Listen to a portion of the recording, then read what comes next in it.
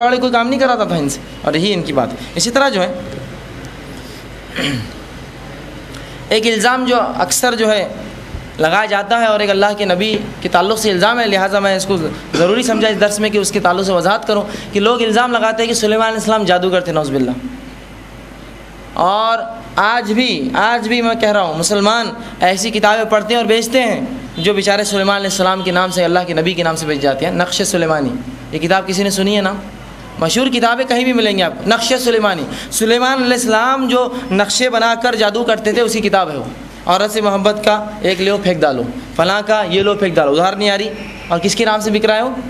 سلیمان علیہ السلام کے نام سے، جبکہ اللہ سبحانہ تعالیٰ اس کی برات کا اظہار کر دیا قرآن کے اندر، اور سورہ بقرہ سورہ نمبر 2 آیت میں 102 میں کہا وَاتَّبَعُوا مَا تَتْلُو الشَّيَاطِينُ عَلَىٰ مُلْكِ سُلَيْمَانَ وَمَا كَفَرَ سُلَيْمَانَ وَلَٰكِنَّ الشَّيَاطِينَ كَفَرُوا يُعَلِّمُونَ النَّاسَ السِّحْرَ وَمَا أُنزِلَ عَلَىٰ مَلَكَيْنِ بِبَابِلَ هَارُوتَ وَمَارُوتَ۔ بہرحال آیت بہت بڑی ہے، میں بس جو میرا عنوان ہے اتنا لے رہا ہوں کہ اللہ فرماتا ہے ان لوگوں نے شیاطین کی اتباع کی، ان لوگوں نے سلیمان کی بات نہیں مانی، بلکہ ان لوگوں نے وَاتَّبَعُوا مَا تَتْلُو الشَّيَاطِينُ عَلَىٰ مُلْكِ سُلَيْمَانَ، انہوں نے سلیمان کے ملک کے شیطانوں کی اتباع کی۔ کس لوگوں نے؟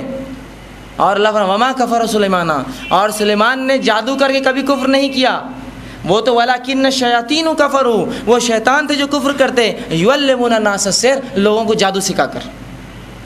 سلیمان نہ تھا وہ، ماجرا یوں ہوا، اس کی تفسیر میں اگر آپ جائیں تو ابن کثیر رحمہ اللہ نے یہ لکھا کہ جب سلیمان علیہ السلام کا انتقال ہوا اور وہ عصا سے کھڑے رہے، کم بیش بہت لمبا وقفہ گزرا، تو جب کچھ شیاطین نے سلیمان علیہ السلام کے تخت کے نیچے ایک تابوت تھا، اس میں لا کر کچھ جادوئی کتابیں رکھ دی، اور جب سلیمان علیہ السلام گرے تو گرنے کے بعد لوگوں سے کہا جاؤ سلیمان کا خزانہ کھول کے دیکھو کیا ہے اس میں۔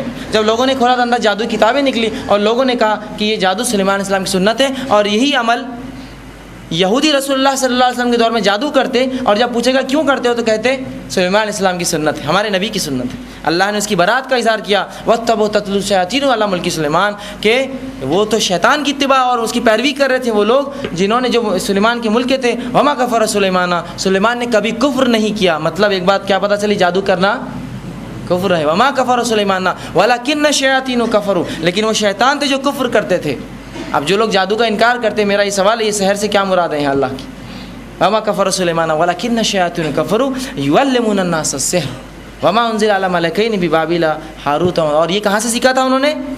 سلیمان علیہ السلام سے نہیں، بابل کے اندر جب یہ قید میں تھے یہودی، جب ہاروت اور ماروت دو فرشتے ان پر آزمائش کے لیے بھیجے گئے تھے، وہاں سیکھا تھا انہوں نے جادو، یہ یہودیوں نے، اور لگاتے الزام سلیمان صاحب نعوذ باللہ۔ آج بھی مسلمان جو ہیں اپنے نبی سلیمان اسلام پہ الزام لگا رہے ہیں۔ وہ یہودی تو خیر وہ تو اللہ کا غضب ہوا ان پر اور ہو بھی ان پر قیامت تک، لیکن مسلمان یہ الزام لگاتا ہے اپنے ایک نبی پر سلیمان اسلام پر کہ جادو نقش سلیمانی اور اس قسم کی کتابیں بیچتے ہیں، بہت بدترین بات ہے، جبکہ اللہ نے اس کی برات کا اظہار اپنی کتاب میں کر دیا۔ اسی طرح جو ہے ان کے اختیارات میں یہ چیز بھی ہے کہ انسانی جسم میں بھی داخل ہو سکتے ہیں۔ رسول اللہ